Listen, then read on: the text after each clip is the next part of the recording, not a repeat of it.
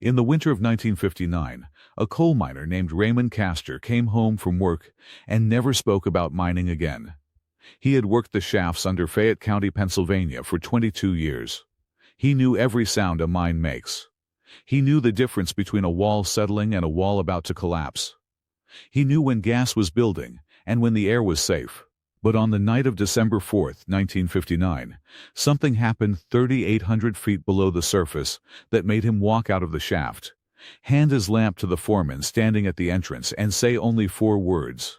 He said, "Seal it. Seal everything." Then he went home. His lamp was ice cold when he handed it over. Not warm, not normal temperature, ice cold. As if it had never been lit. As if he had carried it down into something that had pulled every bit of heat out of it. Raymond Castor lived for another 31 years. He died in a small house in Uniontown, Pennsylvania in 1990. His daughter, a woman named Patricia Castor Webb, sat with him at the end. She later told a local historian that her father's last words were not about his family. They were not about God, or fear, or peace. His last words were, "The wall is still there. And it is still watching." This is the story of what Raymond Castor found past the final wall in the deepest shaft under Pennsylvania. And this is the story of why no one was ever allowed to go back. Before we go further, if you find these forgotten stories worth knowing, subscribe now. Stories like this one get buried unless enough people choose to find them.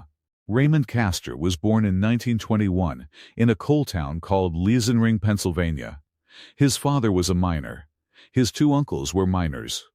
By the time Raymond was 15, he was already carrying equipment down into the earth. What made Raymond different from other miners was simple. He remembered everything. Other miners would come home, eat, sleep, and go back down the next morning. Raymond kept a notebook. Every shift he wrote down small details.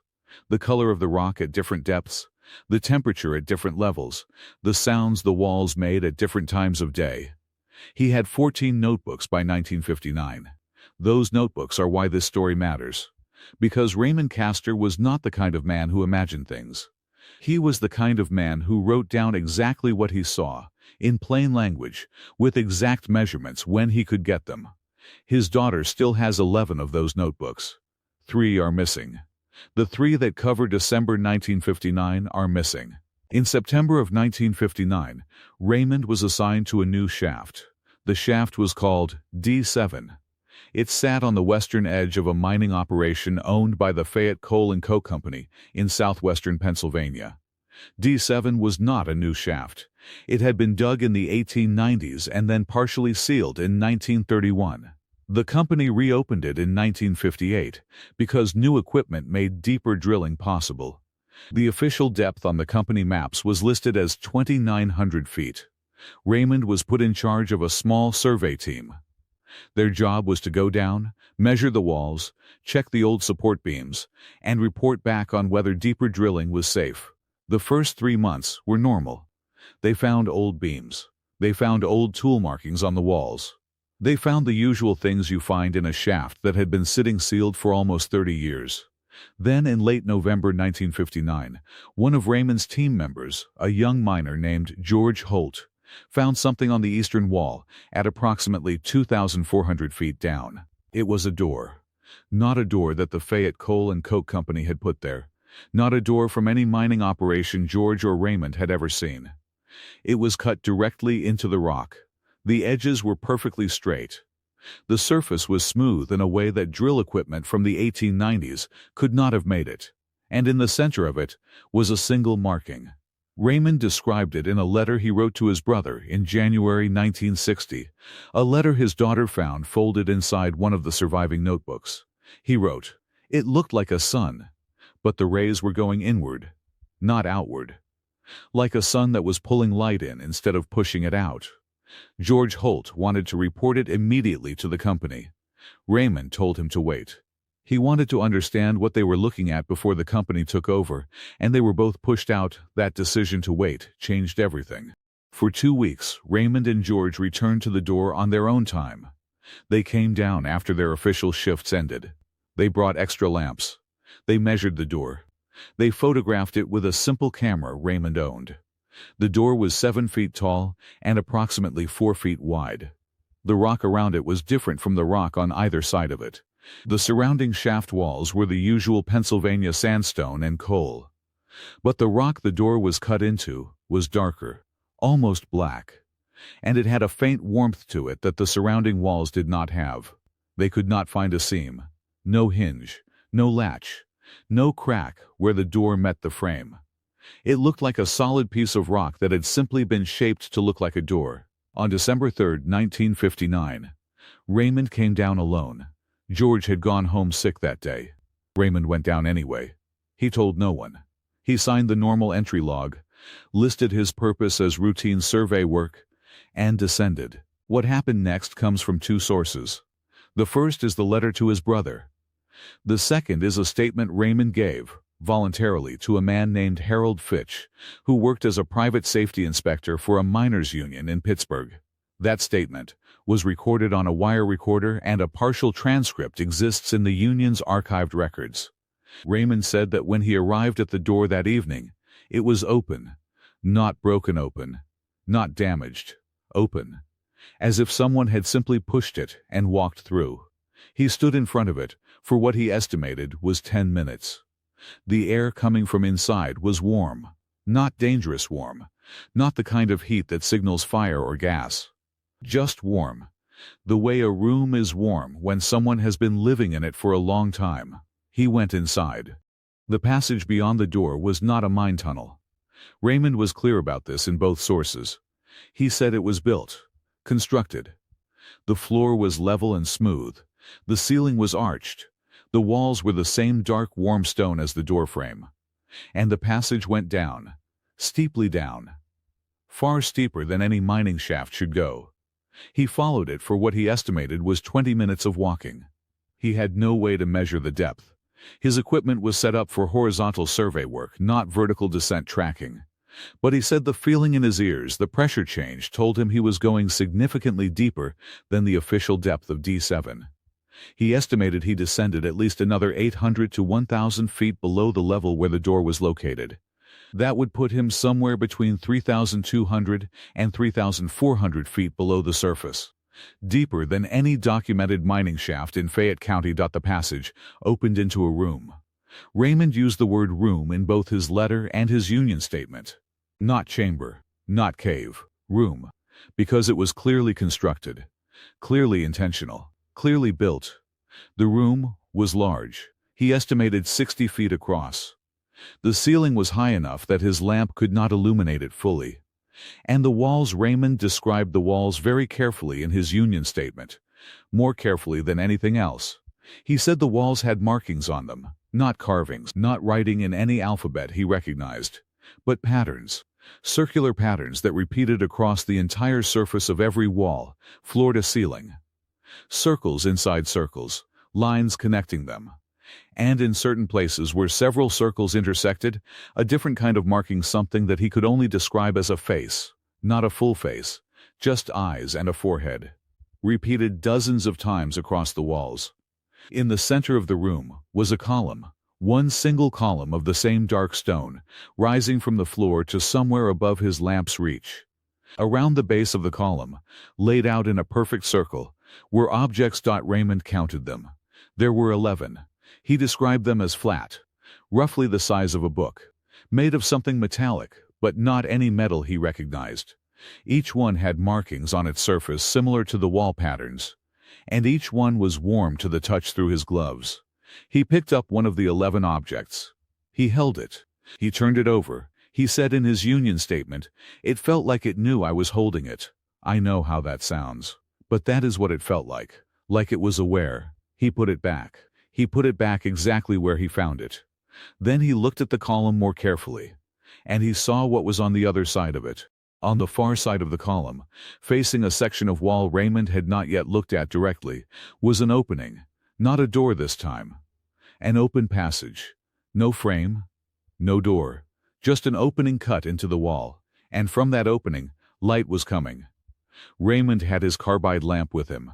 The passage beyond that opening was not dark. It was lit with something that had no visible source. A steady, pale light, The color he described as the color of very early morning before the sun is actually up. He walked toward it. He stopped at the entrance of the opening and looked through. What he saw in his own words, from the Union Statement transcript, another room. Bigger than the first. And in that room there were more of the columns, maybe 8 or 10 of them.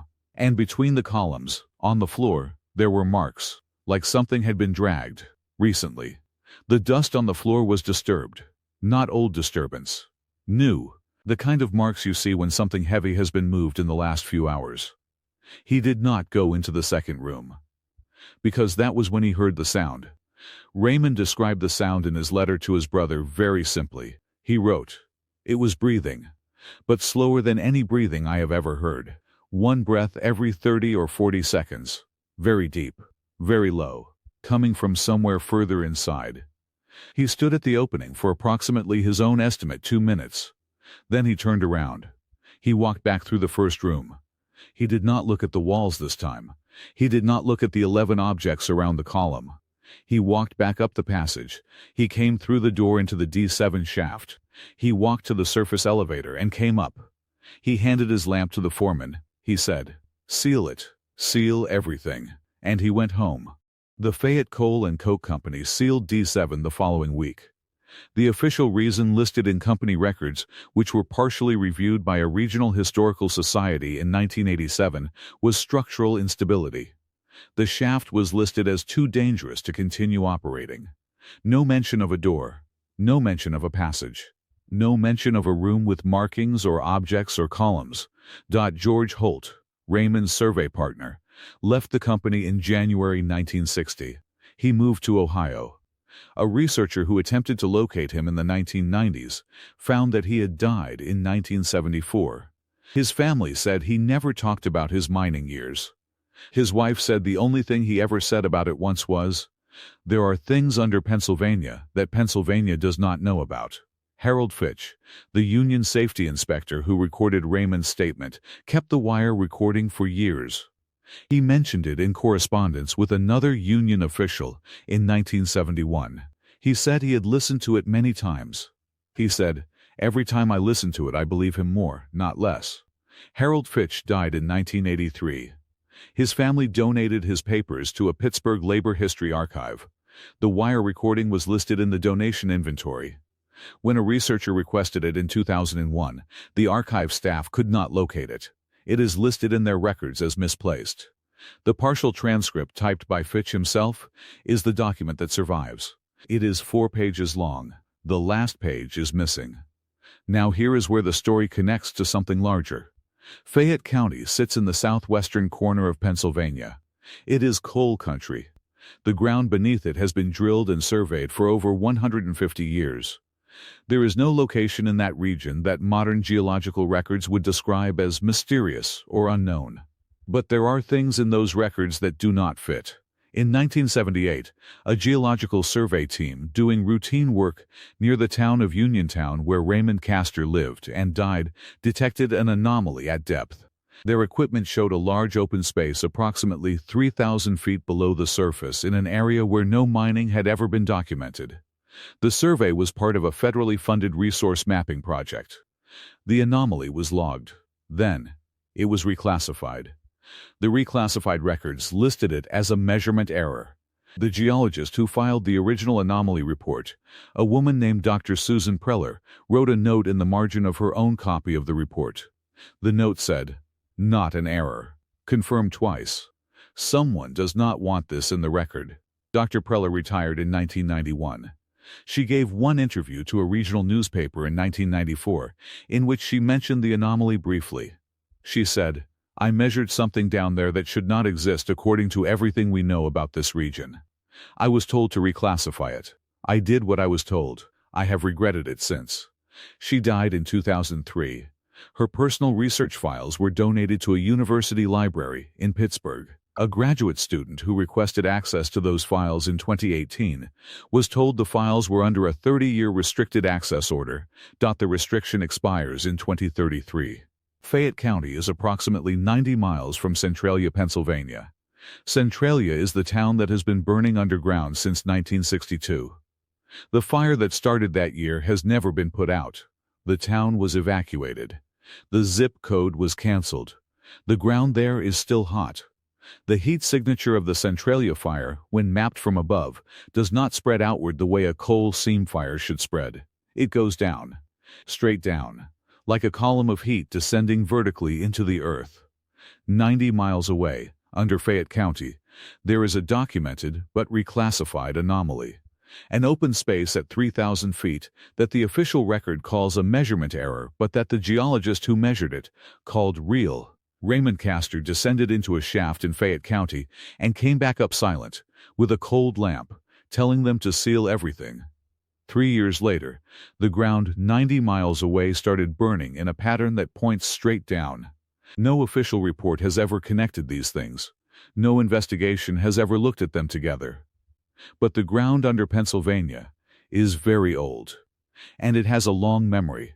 Raymond Castor's daughter Patricia still lives in southwestern Pennsylvania. She is in her 70s now. She agreed to speak with a local history researcher in 2019. She said her father was not a frightened man. She said he was steady and calm his entire life. She said the only time she ever saw fear in him was once, when she was a child, when a news report came on the television about underground fires in Pennsylvania. She said he stood up, turned the television off, and left the room.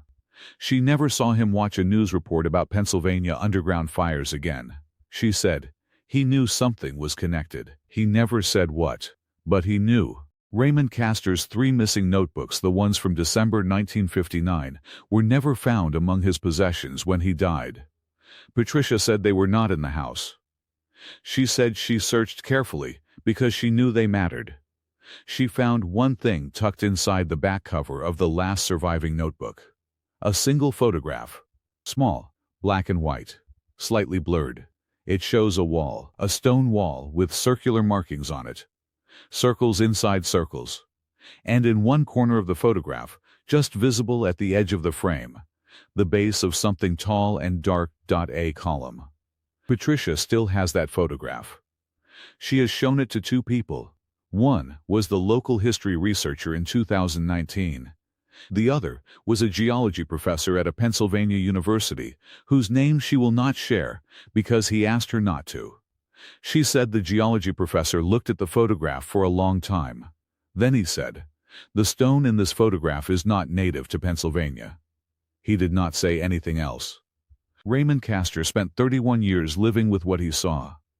He never went back underground. He never applied for another mining job. He worked at a hardware store in Uniontown until he retired. He kept those notebooks his whole life. He kept that photograph his whole life. He did not talk, but he did not throw anything away.